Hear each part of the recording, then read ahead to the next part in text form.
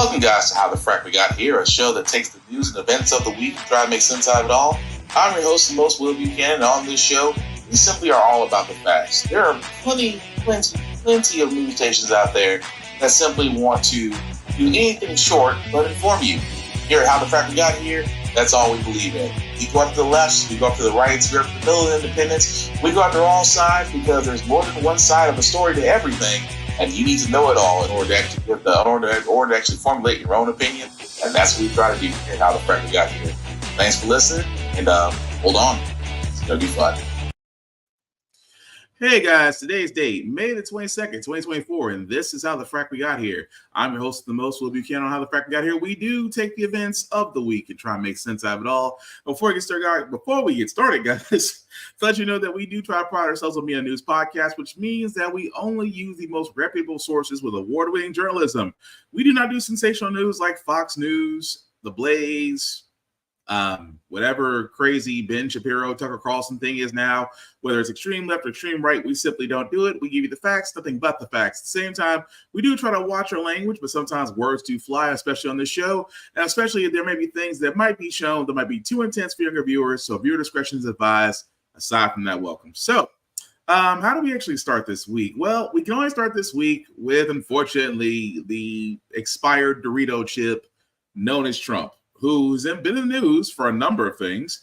But in this case, he's actually known for this. He has said that he changed his mind about contraception.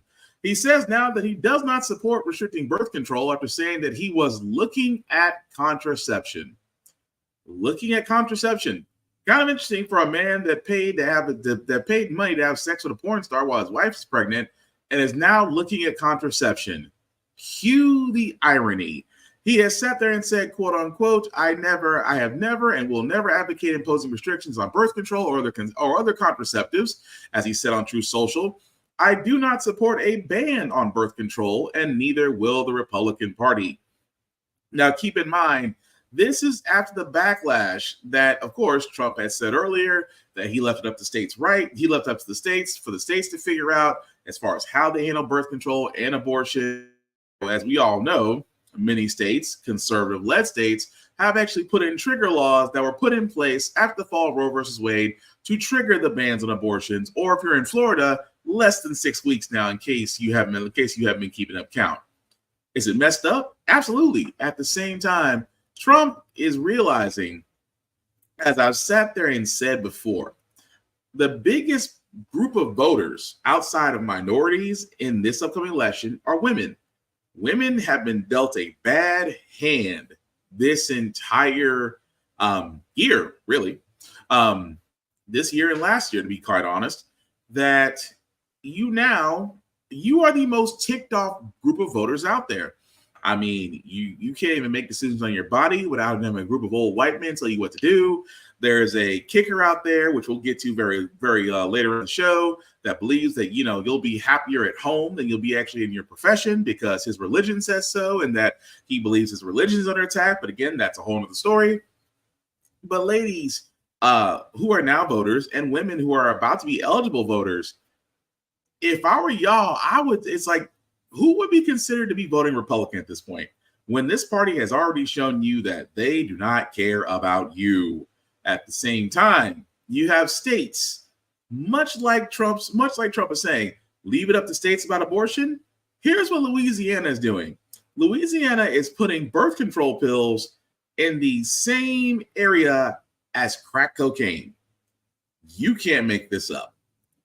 Last couple of minutes, we saw the Louisiana House passing a bill that could make that state the first in the country to criminalize abortion pills by classifying them in the same category as substances like cocaine and heroin. I want to show you a live look here. This is the chamber as we speak.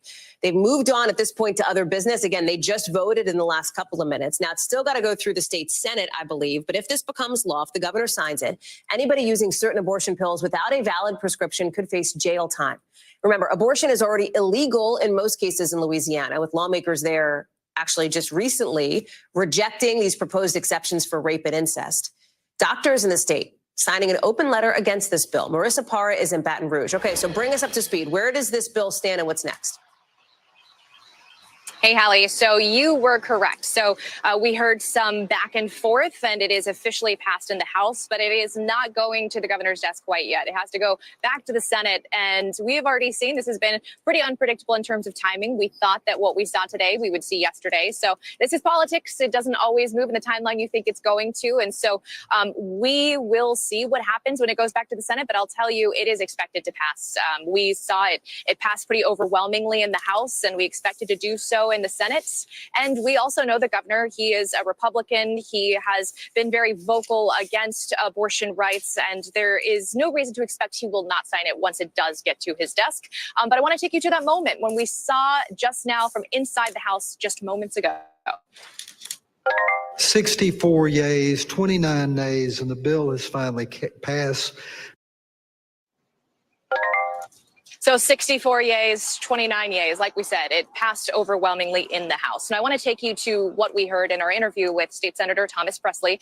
This is the senator who authored this bill, and I will explain his original intentions when he authored it on the other side of it. But first, take a listen. For me, that was unacceptable. I felt like it was not enough. It did not fit the crime of trying to kill his unborn baby and doing so against his wife's knowledge, which also caused significant health problems for my sister. Okay, so let me explain what you just heard. State Senator Thomas Presley's sister, he says his sister was given abortion drugs without her knowledge, without her consent when she was pregnant. And she ended up giving birth early to a child that had health complications, putting her health at risk, and her child's health at risk. This happened in a different state, and it was her ex-husband who did it, Hallie. And so he faced 180 days in prison and jail as a result. And so State Senator Thomas Presley said that that was simply not enough. That was what you heard him say just now. So he wanted to see harsher penalties for people who tried to do the same thing that his sister's ex-husband did. And so now, if this continues to move forward, Hallie, we would see harsher punishments because, like we just talked about, this would be classified as a controlled dangerous substance. It would be Schedule 4, and possession would be something that you could face prison time for. So specifically looking at this bill was originally authored to prevent coerced forced abortions, Hallie. But of course, we're hearing a lot of fallout and criticism from people on, who are for abortion rights and also physicians and doctors around the state of Louisiana. Okay, let's think about this for a second, because the guy that we were talking to previously, right, was saying that, oh, well, this happened in another state, that your sister pills without her knowledge by her ex-husband, and because of that, you decided that because it happened in another state in which the guy was tried and sent to prison for 180 days, that you, being a representative of the House Chamber of Louisiana, decided to take it upon yourself and say, that's not enough. We need to penalize those who have abortion pills. Let's think about this for a second. They are putting, if Louisiana goes through with this, and it looks like it may, let's think about this for a second, guys. They are talking about the fact that if you have abortion pills, it's being put in the same lane as cocaine. Don't get me wrong. Cocaine is highly illegal, as it should be. Crack cocaine is legal, as it should be. But the fact that they're putting abortion pills, which again, if used regularly, really are there for women as a choice for them to take because they do not want to remain pregnant or want to be pregnant or want to bring a child in this world, which is ultimately their choice. But those women now, if they have the abortion pill, can now be seen no different than your everyday drug dealer. What sense does that make? Except for the pro-life people. Well, we have to speak out for the unborn children. Aha! The pro-life people, you guys never cease to amaze me when you show up. You literally show up when the child is unborn. You disappear when the child is born, but you show up for the unborn children in droves. Because who's going to speak for this little child? I don't know, maybe the mother that's actually incubating the child, and maybe she's trying to do the right thing, because let's be honest, not everybody's fit to be parents. Not everybody wants to be parents. And I've always said this best on the show. We'll keep repeating on the show. How the Frack We Got Here is all for pro-choice. Because here's the thing about pro-life people: if you don't want to abort your children, completely fine. You believe in having you believe in having children. You believe in protecting the unborn babies. Let them be your own and your own alone. It does not help that someone who is different than you, who again, in my opinion, does a responsible thing and decides they're going to terminate the pregnancy, and it bothers you. Mind your own mother business. To me. But this is the problem with Trump saying that abortions should be handled by states. If you have a state like Louisiana that's going to put in place a law that says you cannot have abortion pills, they will be treated just like crack cocaine. What does that say to the women of that state? That 64 people in the House in the chamber, 64 people voted yes, 29 people voted no. And I guarantee those 64 people were all men. I find it very hard pressed because get me wrong, there are some women out there that are pro-life, which honestly blows my mind. You're a woman and you're pro-life. Why? I mean, if you want to be pro-life, cool, be pro-life for yourself. But I cannot understand how you could have the audacity to speak for other people of your gender. That's the thing I don't get. But I also don't get why in the world do you want that law to be put in place? Because you're basically telling women in Louisiana, you get pregnant, you having the baby. It's forced. It is forced. It is the Handmaid's Tale meets Stepford Wives in Louisiana. And honestly, again, a conservative state. Only a conservative legislation will come up with this by a twisted representative who is trying to get justice, because they're trying to say, oh, it's just for if you were given abortion pills without your consent. No, not how that law reads. That law reads possession. If you are in possession of it, you can be tried. And again, this all stems from the fact of Trump pretty much saying, oh, well, I mean, it should be left up. I mean, abortion law should be left up states' rights, but you don't want to put a ban on contraception. Sounds like you're playing that campaign boat. You're playing that campaign boat banjo, Trump, because, you know, a lot of people don't like the fact of restrictions. But I digress. Moving right along, though, we are going to stick to Trump because, again, Biden and Trump are setting up for their presidential debate. And I cannot say it's enough. Before I get to this issue of what the Trump campaign did, another Nazi reference, by the way, but the debate always bothers me. And again, this is why people don't, and again, this is just me, this is why people don't tune into presidential debates. Presidential debates are really held by the political parties themselves, by their rules, their standards. The questions are already pre-selected. And on top of that, you have the over-talking. It's really at this point, it might as well just be in a squared circle and might as well just be wrestling at this point. That's how scripted it is. You want to make people pay attention to the presidential debate. It's very simple. One, take it out the hands of political parties. All presidential debates should be handled by an independent, non-biased third party. The questions are from your normal, everyday American citizens that the candidates must answer. Every question, each candidate gets to get an answer, gets to do an answer and a rebuttal. At the same time, the moderator has mic control. What I mean by that is, you want to stop the over-talking? Cut somebody's mic. That's it. You want to make answers. Well, how's that fair to the candidates? They won't know the questions. Well, if you're going to be the president of the United States, you better have a vast answer for a myriad of questions and issues that the American people who you want their votes to be elected to be president, you do have to answer. So again, what's wrong with that format? Absolutely nothing. Because again, the format that we're seeing right now between the DNC and the RNC is a effing joke. It really, truly is. I mean, this is the reason why I say for a lot of people, they are honestly going to be fed up about it. But again, it's Trump. Trump tried to debate once with Hillary Clinton. Hillary was the Nostradamus. She predicted everything Trump would say and do, and Trump just sat there and went, yeah, MAGA, America. and people ate it up. What's the difference between him and Joe? No difference. Trump is going to claim the world is out to get him. Trump is going to claim that these trials are a witch hunt. Trump is going to claim that America did better under him than any other president. He did more for black people than any other president. And every other line of BS he's going to spew.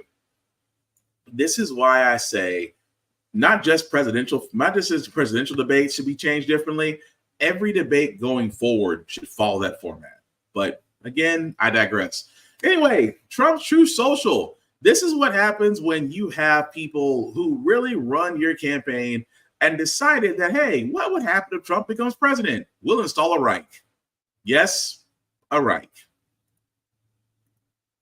Social account on Monday shared a video about how they seem to think the United States will change if Trump is elected president again. There's, of course, nothing abnormal there necessarily. Political candidates talk about their visions for the country all the time. They're running for office. That's the point. What is not normal is that this video referenced a quote unquote unified Reich. Reich is a German word that basically means empire, but it, of course, evokes the Third Reich, used to refer to Adolf Hitler's Nazi Germany. We're going to show you that video. It's going to sound a little strange. We edited it to freeze and zoom in on the terms so that you can easily spot it. So you'll hear this video start, and then when the sound stops, you'll be able to see what we're talking about. Watch this. What happens after Donald Trump wins? What's next for America? So there you go. It's pushing in on, it says there, you can see the phrase, quote, industrial strength significantly increased and driven by the creation of a unified Reich. So the Trump campaign spokesman, Carolyn Levitt, telling CNN, the video was not created by the campaign and was reposted by a staffer who didn't see the word. Kate Bedingfield, that's a way to put it. They say that this was posted while Trump was in court yesterday. The Biden campaign said this, quote, Donald Trump is not playing games. He is telling America exactly what he intends to do if he regains power, rule as a dictator over a unified Reich. Again, this is something that they reposted. The AP says at least one of the headlines flashing appears to be text copied verbatim from a Wikipedia entry on World War I. Quote, German industrial strength and production had significantly increased after 1871, driven by the creation of a unified Reich. But this language is quite specific. Yeah, it's very specific. But I love the fact that how they try to sit there and say, oh, but it was a staffer that really didn't pay attention, and it posted under Donald Trump's account on Truth Social, and that's not what he means. Sure, I mean, it's not like Donald Trump hasn't had a love of dictators. I mean, the fact that he loved the president. He loved the president of what is it, China? He loved the president. He loved North Korea. He loved Kim Jong-il. He wrote a love letter to Kim Jong-il. He loves the fact of dictators. Dictators to him are guys with total power and unquestionable authority, and in some cases, fear over their citizens. Trump doesn't love that idea. I mean, for the longest time, him and Putin were the best of friends. Think about that for a second. That the fact that he loves dictators, the fact that, yes, he has literally done the playbook from a certain Nazi that I'm trying not to name, but it's not like he's not following his playbook. Play on the hatred of those that feel oppressed, and you will have an army. Trump has done that with his flock of idiots. At the same time, why is it surprising that, one of his staffers says, oh, we're just going to put that out there because it sounds cool without double checking? This entire administration is ran by a bunch of literally inadequate, unqualified idiots who are basic stooges to Trump, which he loves because the one thing Trump loves above all else is adoration and loyalty and allegiances. He loves that because if you don't believe me, what he did to Michael Cohen, what his attorneys did to Michael Cohen in his current trial right now says a lot about those that burned against him. But the fact that, that doesn't mean anything. Trump has said many times, and I always say, go back to the Time magazine interview with Trump. where he sat there and said, "This is all the things that I would do if I was installed as president. I would be a dictator for a day." What presidential candidate do you know is going to either joke or even in the realm of a joke, going to sit there and say, above all else, I'll be a dictator for a day. I'll dismantle the Department of Education. I'll dismantle the FBI. I will literally get rid of all the illegal immigrants by force or by National Guard if I have to. This guy has a laundry list of things he would do that any sane person would be like, hell no, you are never going to be president. Not because of the fact that you're trying to avoid prison, but the fact that what you're doing is literally a terrorist list on how to deconstruct a nation. But hey, again, tell that to his followers, and all you hear is mega America. You can't convince idiots. But speaking of idiots, unfortunately, as Trump is about to get the Republican nomination, the race for who's going to be his VP is still going strong. And you can tell who wants to be Trump's VP so bad. Tim Scott's out there with his starting five, again, with his starting five of black conservatives who are doing nothing more to show themselves like, hey, we'll be your friend. We'll be your black friend, Mr. Trump. Even Marco Rubio, who again, and I'll say this once and I'll say this again, every Republican that is literally that has their hand in the VP race has suddenly changed their answer on saying if the election is called down the middle and it's fair, regardless of who wins, will you concede to it? And again, the tap dancing for the VP still continues because that's exactly what Rubio did. Election results of 2024, no matter what happens, Senator. No matter what happens? No, if it's an unfair election, I think it's going to be contested by either side. Senator, no matter who wins.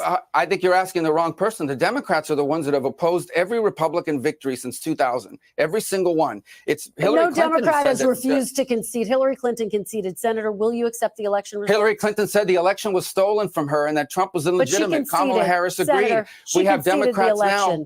Senator, she conceded the election. She said that Trump was illegitimate. She said that the election had been stolen. Kamala Harris agreed. By the way, there are Democrats serving in Congress today who in 2004 voted not to certify the Ohio electors because they said those machines had been tampered with. And you have Democrats now saying they won't certify 2024 because Trump is an insurrectionist and ineligible to hold office. So you need to ask them. I think have you ever asked the Democrat this question on your show? I bet you've never asked. All I can say is, well, he's kind of full of shit. And I say that because, number one, Democrats have not refuted every election since 2001. Since 2001 was when Bush 2.0 got elected. And there was that little issue of votes in Florida, which again did go through the court of law and yet was ruled in Republicans' favor. He forgot to mention that. Also, following Bush, there was Obama, which, again, nobody questioned, although it was kind of Republicans that questioned his birth. It was Republicans that questioned his qualifications. It was Republicans sitting there saying people are only voting for him because he's black, even though he won both his presidential races twice. Oh, and let's not forget Trump. Trump had some questionableness during the election, even to the point to where there was an investigation on whether or not Russia did interfere. That was brought by Democrats, and also that was seen as that Trump more than not knew exactly what was going on at that special investigation report. But then again, Trump's AG at the time, Mr. William, decided to kill it. So again, Rubio's whole thing of Democrats have been refuting every election since 2001, kind of bullshit. At the same time, no, well, all Democrats are sitting there saying they're going to be refuting this year's election because Trump's an insurrectionist. Well, half truth. Trump is an insurrectionist, but no Democrat has sat there and said they are not going to ratify the results or go against them, whether or not who wins. Again, a lie. But again, this comes from a guy who 2 months ago sat there and said he would accept the election as it is. He would accept the election as it is, But I guess now because he's part of the Trump VP sweepstakes, I have to make myself as aligned to Trump as humanly possible, because I want him to know I could be his VP, I could be his mouthpiece, I could do what America's creepiest Christian Mike Pence couldn't do. It's amazing to me that this is what you have on the Republican side. Because let's be honest, old girl, I keep forgetting her name to save my life right now, who actually ran against Trump, has yet to throw her support behind it, which again tells you everything you want to know. That you have Tim Scott, Marco Rubio, Speaker of the House Mike Johnson, all of them now are just waiting to see who's going to kiss the ring. And again, none of them qualify to be vice president next to an insurrectionist. But hey, keep denying the fact that there was issues with the election, even though the election we just had was the most safest election on record, and the only voter fraud that was found was for Republican votes. But they don't like to repeat that. They don't like to repeat that part of history. They're trying to wipe it out as it is. Move right along, guys. The International Criminal Court, the ICC, has issued an arrest warrant for Israel's Prime Minister Netanyahu and his allies. And for some odd reason, the U.S. is offended. Prosecutors at the International Criminal Court announced that they were seeking arrest warrants for top Israeli and Hamas officials for war crimes against humanity. It is an issue that has divided the West, with some European countries, including France and Germany, expressing support for the ICC and its independence. But here in Washington, the Biden administration continues to make clear it opposes the ICC's latest actions. Contrary to allegations against Israel made by the International Court of Justice, what's happening is not genocide. We reject that. The extremely wrong-headed decision by the ICC prosecutor yesterday, the shameful equivalence implied between Hamas and the leadership of Israel. We'll be happy to work with Congress, with this committee, on an appropriate response. Joining me now is Sahil Kapoor on Capitol Hill. We saw Secretary Blinken there. He was testifying today, and he signaled the administration may take some action against the ICC. What would that look like? Yeah, that's right, Ryan. This was a revealing moment where the ICC's action actually unified the Biden administration and Democrats with Republicans on this issue as they had been moving further and further apart, unified them in condemnation. You just played Blinken over there calling this an extremely wrong-headed decision. He described the shameful equivalence, in his words, between Hamas and the government of Israel. He said this sets back the cause of a ceasefire in Gaza, and it makes it harder to get a hostage release deal. Now, Blinken told the ranking member of this committee in his testimony, Jim Risch, that he could support legislative action against the ICC. He said, quote, "We want to work with you on a bipartisan basis to find an appropriate response," unquote. But Secretary Blinken, ever the diplomat, said the devil's in the details, and he would need to see a proposal before he commits to it. His message to the committee was essentially, show us what you got, we'll take it from there, but we agree on the broader point. Of course, Sahil, the U.S. policy on Israel is really a dividing line. It's dividing the country on both sides of the aisle. Was the secretary able to say anything to minimize some of those criticisms?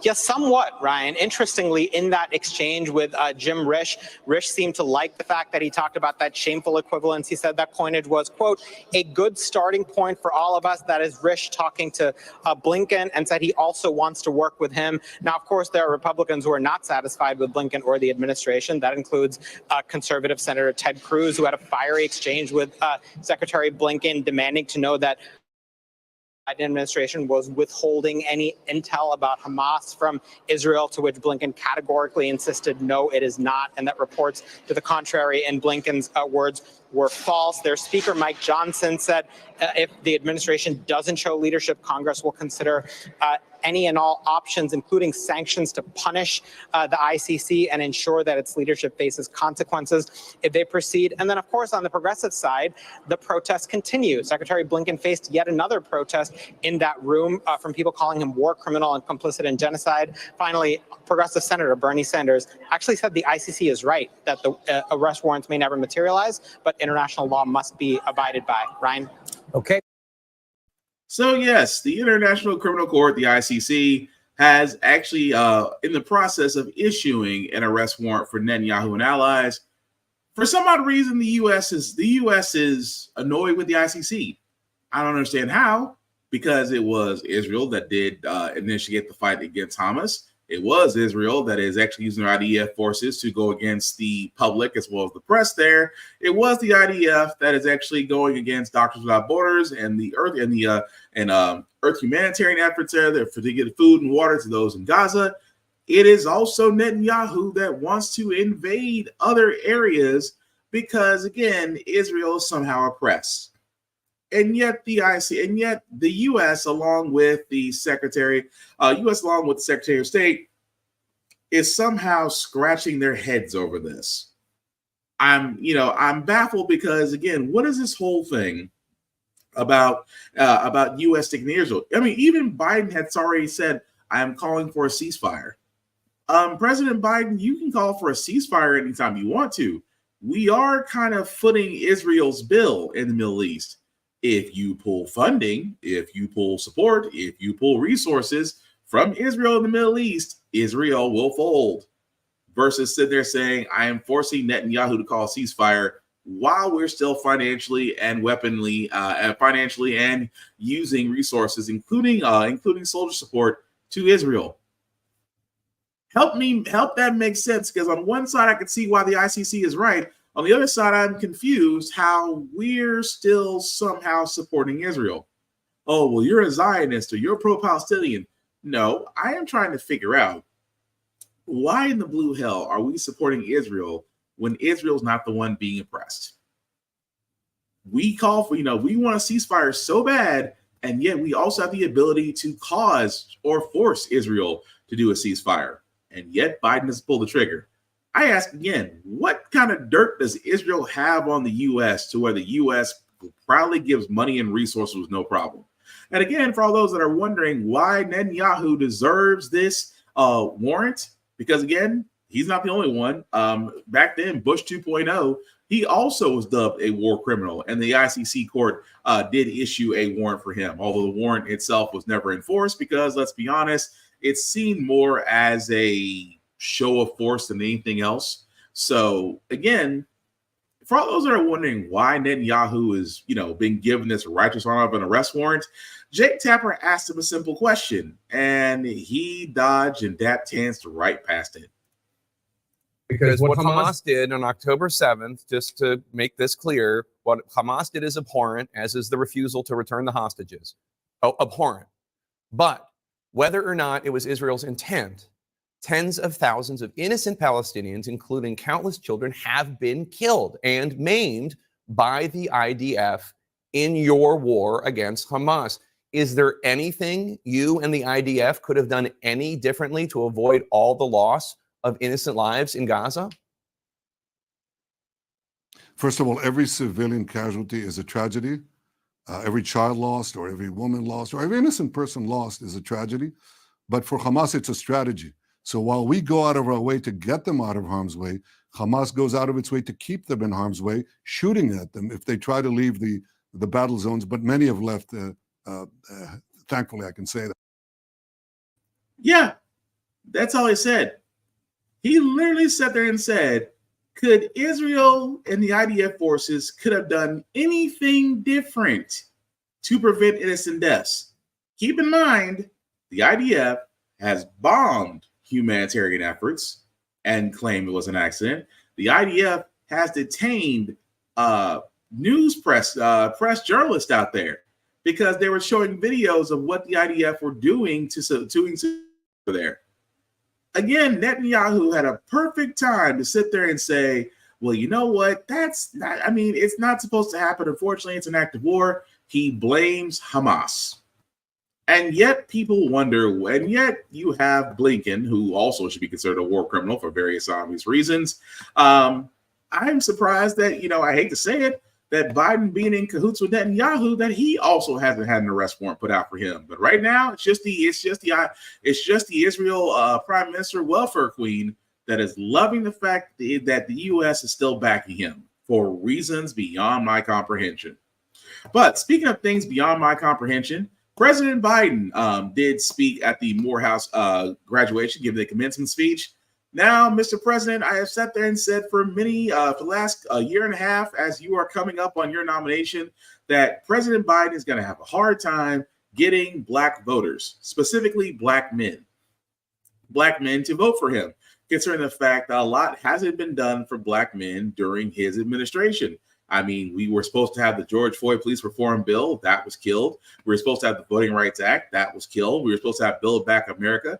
That was killed, then diluted, then remixed, and then parts of it got passed. But when it comes to the black man in America, we're only needed during wartime, sports, and voting.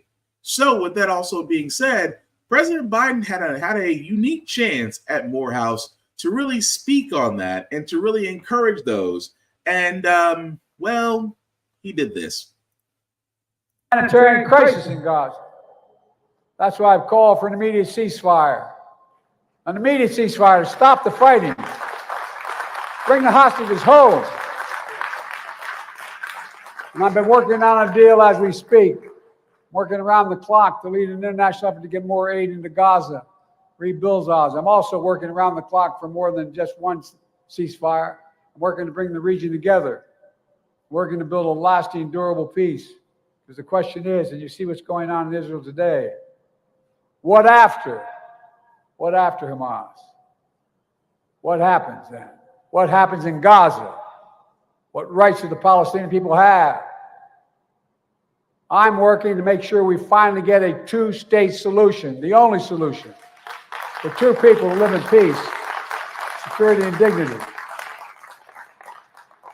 This is one of the hardest, most complicated problems in the world, and there's nothing easy about it. I know it angers and frustrates many of you, including my family. But most of all, I know it breaks your heart. It breaks mine as well. Leadership is about fighting through the most intractable problems. It's about challenging anger, frustration, and heartbreak to find a solution. It's about doing what you believe is right, even when it's hard and lonely. Okay, so that was an excerpt. It was really a 30-minute longer speech. But again, you address what's happening in the Middle East and saying that you're doing all these things. At the same time, there were protests there were protests by black men at Morehouse.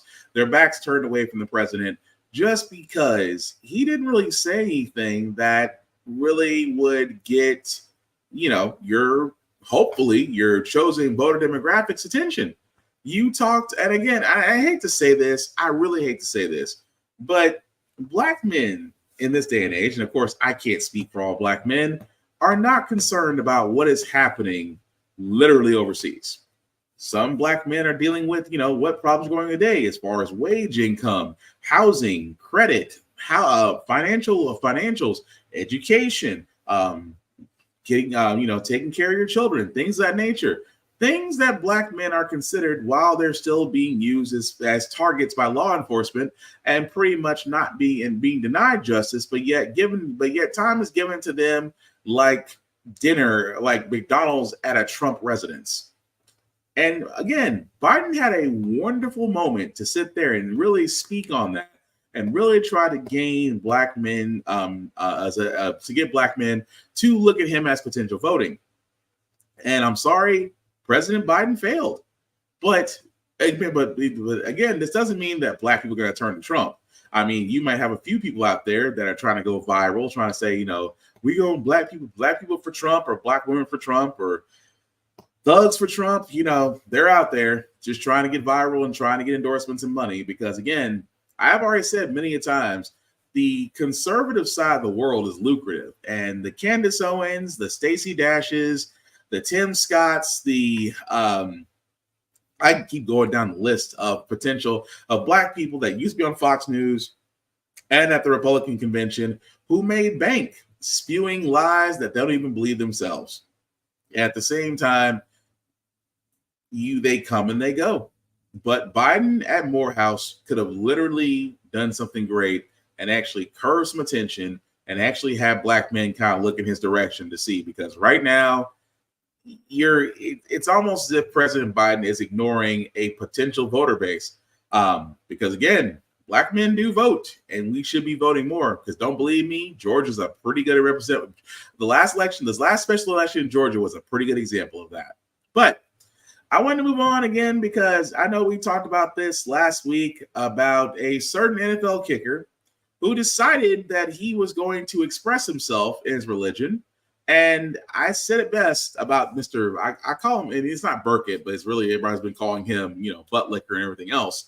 A man that sat there and told a Catholic college that the graduating class, specifically the women, are their greatest joys to look forward, not excelling in the profession that they studied hard and paid money for, but to be great homemakers and brood mares.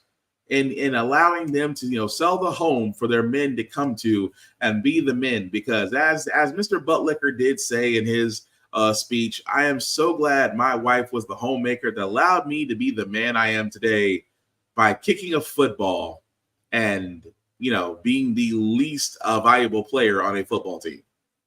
Anyway, I said that was crazy. I said that that did alarm a lot of women as you saw multiple TikTok social media out there. However, Fox News, I don't know if it's Fox News. Fox News is not a news station. Fox News has been sued for this, and they're continually being sued because Fox News is not a news station. They're not America's #1 source. They're not reliable and trustworthy. What they are is basically eye candy for old white dudes to look at with the TV on mute. That being said, they did actually cover Mr. Buttlick's speech. And I shouldn't be surprised from the nation that pretty much is state's news, or I should say state propaganda, because again, I understand what I'm about to play. It's Fox News. Just bear with me, but you'll see why I'm pointing this out. We begin with NFL kicker Harrison Butker's commencement address that's ignited a national debate about religious beliefs and free speech. Harrison Butker is a 3-time Super Bowl champion kicker for the Kansas City Chiefs. He's now being attacked for his commencement speech at a small private Catholic college in Kansas. His now viral address promoted his faith, his pro-life stance, and his conservative views on marriage. Watch. I think it is you, the women, who have had the most diabolical lies told to you.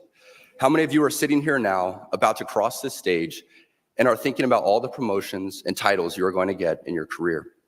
Some of you may go on to lead successful careers in the world, but I would venture to guess that the majority of you are most excited about your marriage and the children you will bring into this world. I can tell you that my beautiful wife, Isabel, would be the first to say that her life truly started when she began living her vocation as a wife and as a mother. I'm on this stage today and able to be the man I am because I have a wife who leans into her vocation. I'm beyond blessed with the many talents God has given me, but it cannot be overstated that all of my success is made possible because a girl I met in band class back in middle school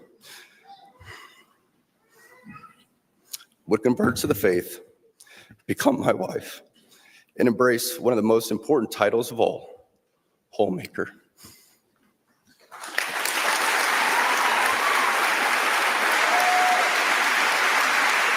Bad policies and poor leadership have negatively impacted major life issues.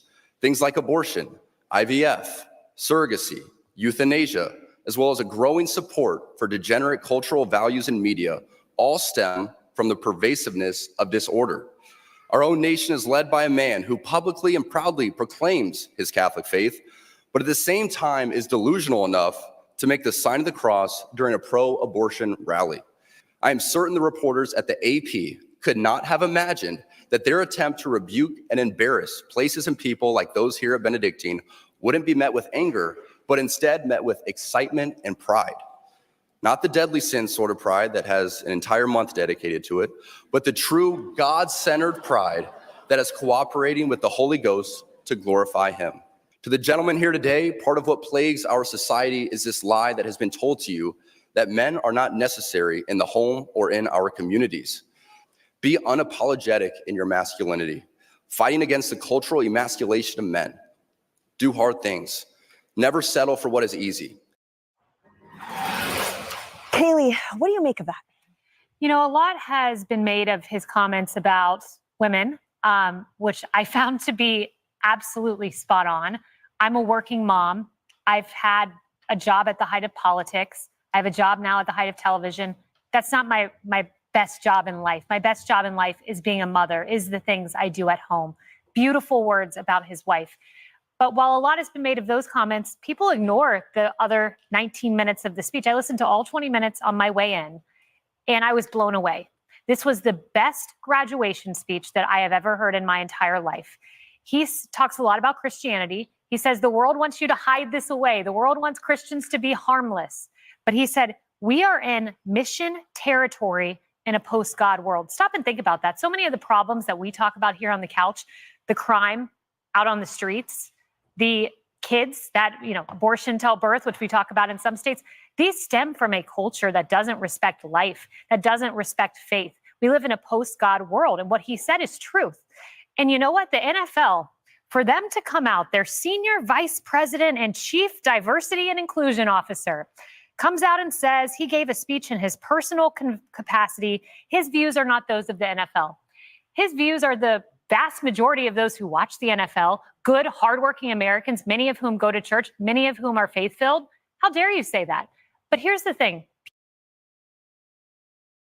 You can only, I gotta stop it right there. You can only listen to so much Fox News before you're ready to turn the channel. But this is what Fox News does, ladies and gentlemen. They sat there, and again, this is a person who decided to sit there and say, well, don't be part of the world. And people are going, well, this was at a Catholic school. This was at a Catholic college. He's a Catholic. He was just spouting his views. Okay. Well, here's the problem that people like that and people at Fox News seem to forget. You are at a commencement speech if you're asked to go there. The whole idea of a college commencement speech is to give some words of wisdom, some uplifting words, some encouragement to the next generation out there that's about to enter the workforce with degrees that they've earned through blood, sweat, and tears and crap loads of money. You're supposed to give encouragement. I mean, that's what it should be. But instead, he decided to lean on his faith. And again, if you're going to give a personalized view of your faith, then at the same time, you're going to sit there and tell the women of that graduating class that the best thing you can do outside of being a graduate is to be a homemaker. And then the backlash. Oh, well, I just don't get it. I mean, being a homemaker just means that, you'll be a better man. Well, honestly, Mr. Buttlicker, if you are literally praising your wife that much, then your wife should be the one giving the speech and not you. All you do is kick a football every 18 games, sometimes Super Bowl. That's your contribution to the world. And yet you're going to stay and say, because of this woman, I am the man I am today. Well, it sounds like, sir, you need to be letting her talk and you need to actually sit down. On top of that, Fox News, we're not surprised. Fox News gets there and say, well, I just think that he's being prosecuted because of faith. We're in a post-God world. And that's all. And that's what kills about conservatives. Faith, family, and guns, all in that order. Oh, well, he's being prosecuted because of his faith and religion. No, you're literally being roasted because you decided that you don't see women as nothing more than homemakers and baby incubators. That's what you're saying. But you didn't say it just to the graduating class but you let your words pretty much be what you believe what women should be. Now, don't get me wrong. If there are women out there that believe that, hey, I should be a homemaker, nobody's going to stop you. At the same time, that's not for all women, especially women that decided that to go to college to get degrees, to get PhDs, to get things that basically you're going to need to get to the positions in life where you want to be. And a homemaker may not be it. But also, let me say this very quickly: it's only Christians and pseudo-Christians out there. And I'm not talking about all Christians, but I'm talking about the ones that always sit there and say their faith is persecuted. Oh, I can't be a Christian in this day and age. I can't praise my God in this day and age. What kills me about you pseudo-Christians is that y'all are the same ones that believe your religious views are always under attack. keep forgetting that in the world of public speech, that yes, you can say whatever that you want to say, but you are not absolved from the actions of what happens next. For example, nobody cares about the fact that you're Christian, but the fact that you have to put that in everything that you say and everything that you do, like it's a look at me title, that gets annoying. But at the same time, you'll sit there and it's the same pseudo Christians that'll sit there and say that drag queens reading to kids is basically our way of indoctrinating children. What have churches been doing for the last 400 years? I'm just saying. But at the same time, I'm sorry, pseudo Christians, your religion is not under attack.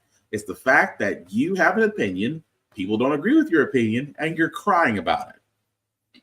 No, they may disagree. They may disagree with your way of life, but they're certainly not stopping you from living it. But at the same time, when you're a kicker from a football team that's been invited to give a commencement speech, stick to the easy stuff. Uplift, encourage, and tell them to reach for the stars.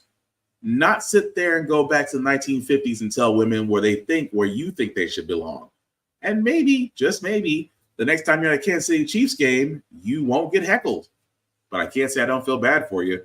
But then again, it's Fox News. They'll probably invite him there as a guest speaker. I'm just saying. But moving right along, guys, I wanted to cover this story as well because child labor is becoming a thing in these states, and I will not stop talking about it.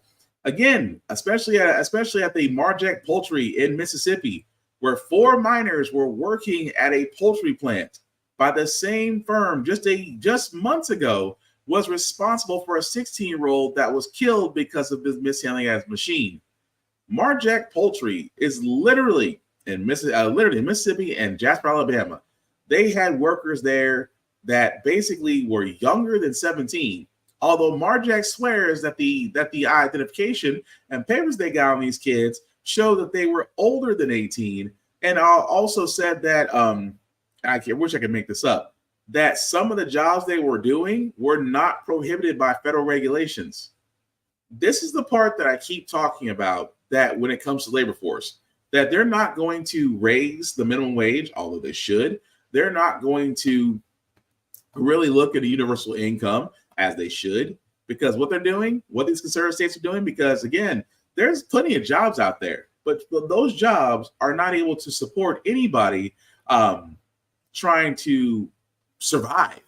So what are these states doing? They're loosening up child labor laws. Sarah Huckabee in Arkansas is doing the same thing with child labor laws, allowing 16-year-olds to work 40-hour weeks. We've seen it here in Tennessee, in Alabama, Mississippi. They are loosening child labor laws, and that's scary because those child labor laws were put in place to ensure that our children were going to school. Now, again, there's nothing wrong with working part-time, but at the same time, a child's initial path, hopefully, is to go to school, to graduate, and then from there, they choose to work longer hours than they can.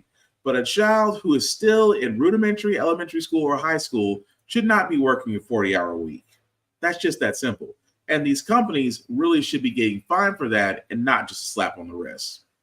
But speaking of things that make me worry, because again, guys, I know we're near the end of the month of May. A lot of schools are letting out. Summer vacation is about to happen for a lot of kids, and that's nice. But here's the problem with the school year that's moving up forward. That, again, education is always on the chopping block. Funds may get cut. Teachers may move on to higher positions. But here's what some states are doing with school systems that are simply not working out. They're deciding to take them over. And again, that's a scary thought considering the fact that a lot of these school systems don't need to be taken over. If anything, the people that believe they need to take them over should be getting fired.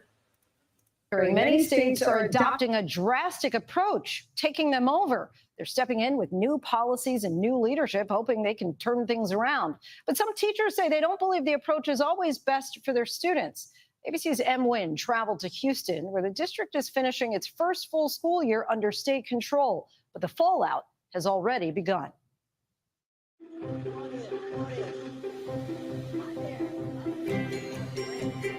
Rummaging through boxes and their faces lighting up. Free books at their fingertips. This is my guy. It's my reader. I got Albert Einstein because I want to become a scientist when I grow up. This is Faith Reese Boston of Lockhart Elementary, missing her librarian, Miss Cheryl Hensley, who's running this book giveaway. I feel like I'm missing this big love for reading, but I'm still trying to hold on to that love. Hensley's position was eliminated after the state of Texas took over the Houston Independent School District. Being able to put the right book in the right kids at the right time, that's essential. This school year, the Texas Education Agency disbanded the elected school board and appointed a new superintendent, Mike Miles, tasking him with standardized test scores, particularly in math and reading, especially after the pandemic. Somehow we have to be able to measure a kid's ability to read. Miles replaced the previous board with a 9-member board of managers. But the biggest change, choosing 28 schools, placing them under what Miles calls the new education system, or NES model. He decided those schools no longer needed librarians. My mission in life, I'm a librarian. I'm making sure that these kids love it too. I want to make sure that they go find something they want to read and find something that they love to read. So now knowing that they don't have a librarian. That's heartbreaking. That's just, it's extremely heartbreaking. Another change are the so-called spot observations. Officials and administrators monitor teachers' lessons to ensure they're following the district's course materials. What they see plays a key role in whether educators keep their job. Some teachers tell me they're already getting termination slips before the end of the year.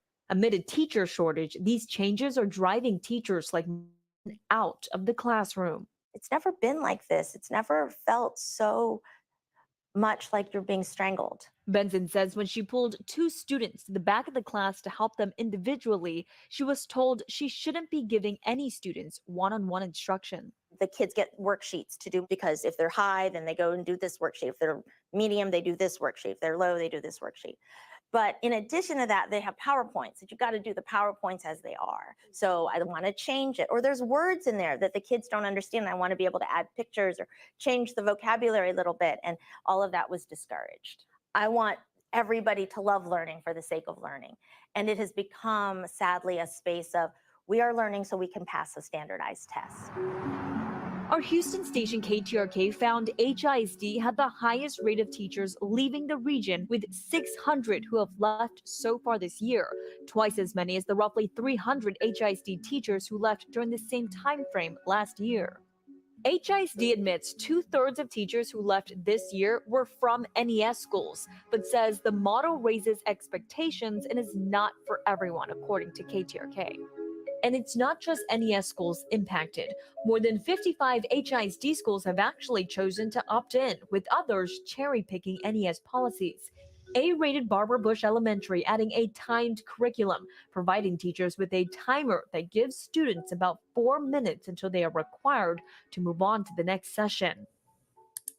This is Henley Jackson, a 5th grader with ADHD. She says it's overwhelming. Once there's a little bit of time left, I start panicking because I feel like I'm not going to finish in time. Henley's mom saying she and other parents have voiced their concerns to the district. We feel like that is falling on deaf ears. Hi, thank you so much. I sat down with Kristen Hull, Superintendent Miles's chief academic officer. At the heart of what we're trying to do is improve what is happening in the classroom. Hull says HISD also raised salaries for NES teachers and that their goal is simple: improve student achievement for failing or near failing schools. You guys should be ashamed of yourself. You guys are not Houstonians. You guys are working for the system and the high-ups. But time and time again, frustrated parents and teachers have packed into board meetings. The public cannot hear. The morale just feels low for the people I've talked to. What is wrong with that picture? That might be true for some. I can't speak to everybody, but that's just not been my experience in walking the classrooms. We're out in the classrooms all of the time. But my message is... So you're saying you haven't heard of these teachers and parents? We have, I'm sure. Yes, we hear things, but I think my message, if someone is experiencing something, is what we're trying to say and what we continue to say is the thing we are here to do is stay committed to ensuring your student is receiving the best instruction and the best education that we can provide them. Morale can play a role in whether a state takeover works, says researcher Josh Bleberg. It makes it a lot more difficult for them to do their job well. Texas joins 24 other states that have taken over school districts as officials in recent years have increasingly responded to poor academics or fiscal management by usurping local control. But nationally, recent studies like Bleberg's in 2021 with Beth Schuler of the University of Virginia found no evidence to suggest takeovers boost academic achievement. What we find is that test scores in math and English language arts were about the same before the takeover and after the takeover. Several other studies have also come to similar conclusions. The pushback from community members, from teachers, from parents, those are valued stakeholders in any successful school turnaround effort. If there isn't that trust, it's less likely there will be a positive effect. When I asked whether HISD took these studies into consideration, Hull said different officials make different changes. The thing that I spend time looking at is the research on what we know works for learning for our kids. Some parents agree they need the structure. If everything is so lenient and going, the kids are going to go throughout the year being lenient. They're not going to know structure.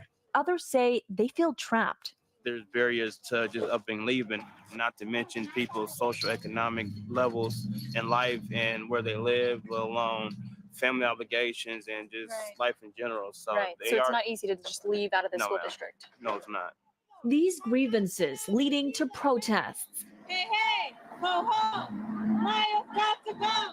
And to the largest teachers union in Houston to officially call for Superintendent Miles's removal after 98% of the Houston Federation of Teachers just ratified a resolution of no confidence. Good morning. Jackie Anderson, the president. There's a very diverse culture here. All of these blue dots right here are NES schools. You cannot use a blanket, a cookie cutter model for every child in this district. So what's the answer? Restore a democratically elected board. Okay, but there have been issues in the past. So what's the answer once you do that? But funding. You know, we have a state with a $33 billion surplus. Not one dime went to public education. This comes as HISD touts preliminary mid-year test scores are showing an overall improvement among D and F schools, but admits it could take years before the impact is apparent. Officials say their goal is to one day return HISD back to local control, but for now, the state plans to add as many as 40 more NES schools by next school year and expand to just over half the district's schools by 2025. Since state takeovers are happening more frequently, Bleberg says many other schools may be on the verge of big changes. I'm speaking for teachers. I'm speaking for people who can't say something, that are afraid for retribution and losing their jobs. I can't stop, so I'm not going to stop. And right there should tell you everything. Many ways that, think about that, a school, as someone that thinks that, hey, maybe we need to add timers, maybe we need to move librarians, maybe we need to do all these things because kids aren't learning, except for saying the simple fact of the matter is just that the reason why kids are not learning is because you have pretty much watered down education to practically nothing. At the same time, removing librarians, removing teachers being moved on because of scores, out-of-date testing procedures. I can keep going on. But the thing about it is, the only way we can actually fix education in our country is to do the one thing we should have done from Jump Street. Give our Department of Education the same funding we give our military. That way we have smarter people and less wars. But the last thing that I got, guys, again, we shouldn't be surprised about this because unless you've been under a rock, we've all seen the video of Diddy, assaulting Cassidy. And then, later on, we also see that Diddy decided to release a video because, unfortunately, he cannot be held accountable for this since the video is 8 years old and outside statute of limitations. Reporter of ESPN's Anscape and author of It Was All a Dream, Biggie and the World That Made Him, Justin Tinsley, along with ABC News legal contributor Brian Buckmeyer for more on this. Justin, what's your reaction to Diddy's apology video, and what are you hearing from people in the hip-hop world? Well, you heard the statement from Cassie's legal team. They used the word disingenuous, and that is the right word, but somehow it doesn't feel nearly enough. When you track the timeline in December, a month after Cassie filed her lawsuit, he said he denied all allegations. Enough is enough. He didn't do any of this. And now this apology comes out after this video. And this video it's incited anger. It's incited conversation around the ecosystem of abusers and enablers and people who benefited from Puffy's wealth and his power at this point in time. But most importantly, and it should not take a video or images to prove that domestic violence actually happened. But this is undeniable now. It's confirmation that many people feel that everything that Cassie said in her lawsuit actually happens, and there's no way to deny it now. So that's what a lot of conversations are centering around at the moment. Now, Brian, Diddy settled this lawsuit with Cassie just a day after it was announced. And as you said in that piece, the LA District Attorney can't prosecute because of the statute of limitations. So now what? Well, short of California going back and changing its statute of limitation laws, there's nothing going to happen from a state level. However, from a federal level, we know there is an investigation through the Southern District of New York, and these allegations and this video could be used as what we call a prior bad act witness or evidence to substantiate that Sean Combs either has a common scheme or plan or some sort of RICO allegations or human trafficking where there are other signs of force being used and then silencing that force as per Cassie's lawsuit where she says that Sean Combs paid $50,000 for this video to never see the light of day. So it can be used indirectly, but not necessarily directly for other charges. Now, Justin, Diddy is a mogul in the music industry. Just last year, he won the Global Icon Award at the VMAs. So what does this mean for his career now? You know, that's a very interesting question. And I think the most important thing in terms of this conversation right now, and it was mentioned earlier, in that apology, he never once mentioned Cassie's name or even alluded to her in the fact that I'm sorry that you have to relive this trauma again. These are my actions towards you, and I'm sorry.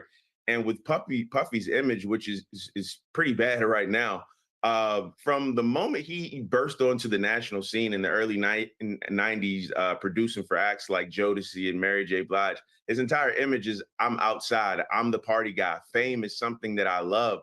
And now it's, you know, he has to live life outside of that bubble, potentially for the rest of his life. And I'm not saying that he won't have access to his wealth or even, you know, the luxurious trips that he can take. But this is a world where now he is radioactive. And in the eyes of countless people, he's a horrific person. So it'll be interesting to see how Puffy adjusts to that new reality for him that is really all his own doing.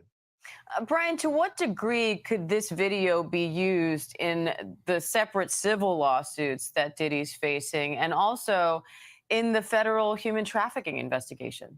So it could be used, Diane, for potential impeachment. We've already seen that Sean Combs has set out and said that we denied all these allegations a month after Cassie's lawsuit. But it can also be used to demonstrate his understanding of the use of force against women, and that not necessarily that he's committed this crime in the past and will do so in the future, but through other processes of showing criminal intent or actions. I should point out, Diddy has denied those human trafficking. So long story short, Diddy's done, as he should be.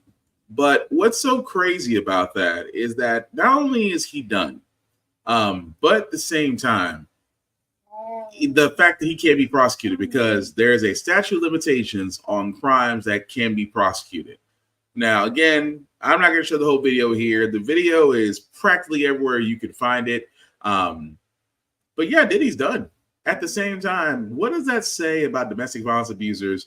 That, hey, as long as you got time on your side, you can beat a case as long as it can't be brought up. And that's up is what that is, ladies and gentlemen, especially the simple fact of the matter that, yeah, Diddy should be facing a trial for this. Now, granted, he is still under investigation for various other things, but yeah, his time in the spotlight is done. But again, this actually should be something that Congress can actually look into about removing the statute of limitations on domestic violence. Because again, abusers should be held accountable and time should not be a barrier for that. But we'll see what happens. Because again, that even though he cannot be prosecuted for the domestic violence against Cassie, against Cassidy. But Cassidy is what I meant to say. My apologies. But again, that evidence could be used to actually establish his character per se in the ongoing lawsuits. But that's pretty much going to do it, guys. We're going to move on to our feel good segment because usually how the fact we got here, we usually cover a lot of things that are doom and gloom. Sometimes we use your faith in humanity, but hey, it's Wednesday, it's hump day. Tomorrow is Friday. Tomorrow is our pre-Friday, which is Thursday. We will leave you guys out some good vibrations and a little bit of history for a man that that initially was supposed to be America's first black astronaut has finally got to take his trip in space. 9, a flight for the history books. Today, at 90 years old, retired Air Force Captain Ed Dwight realized his dream. The dream initially deferred after he was selected by President John F. Kennedy back in 1961 to be the nation's first black astronaut.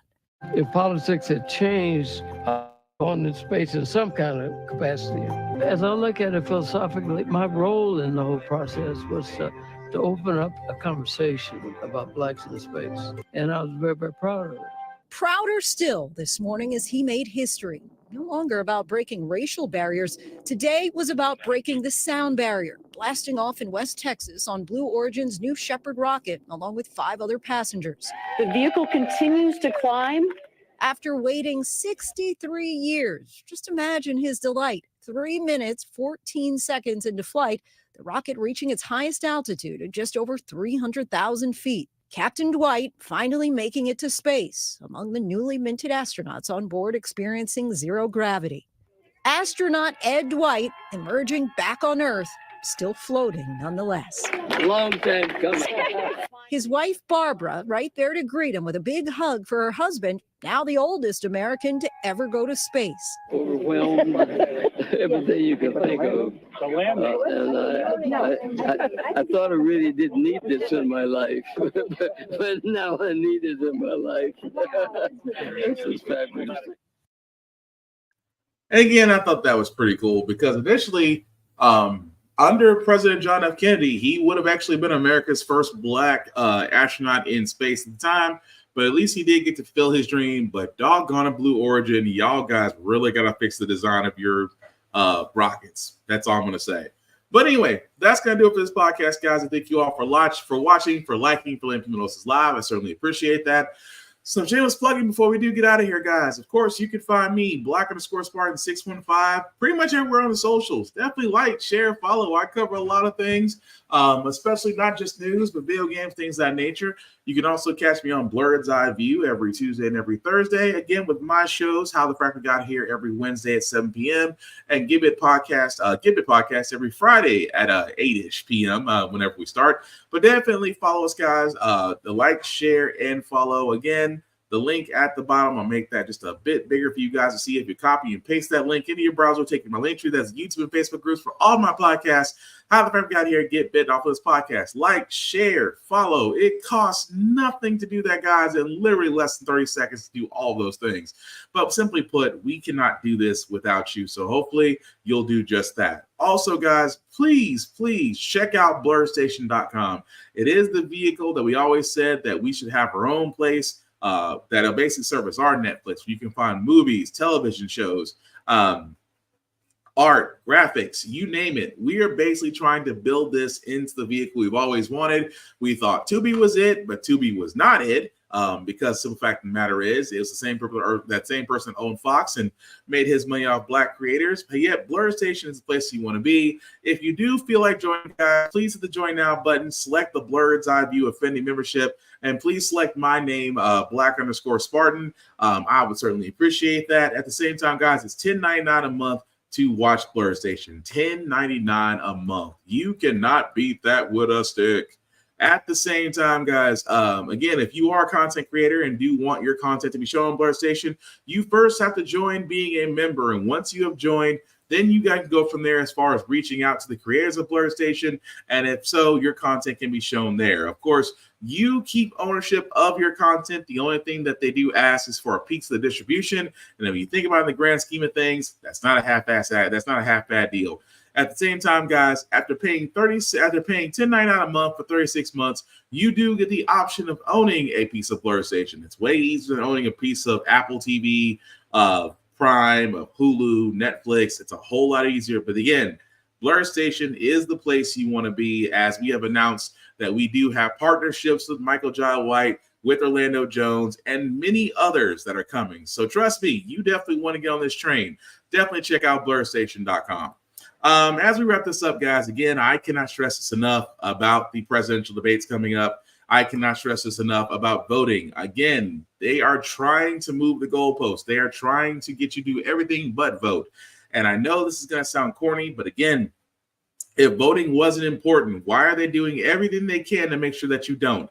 Because every vote matters. At the same time, get to know the candidates, get to know the people that are going to basically be representing you, not just on the national level, but on the local level. Because again, if you're like me in Tennessee, we have a bunch of idiots outside of a handful of good people that are in our legislature that are literally running our state, our city, our side of the U.S. into the ground. Again,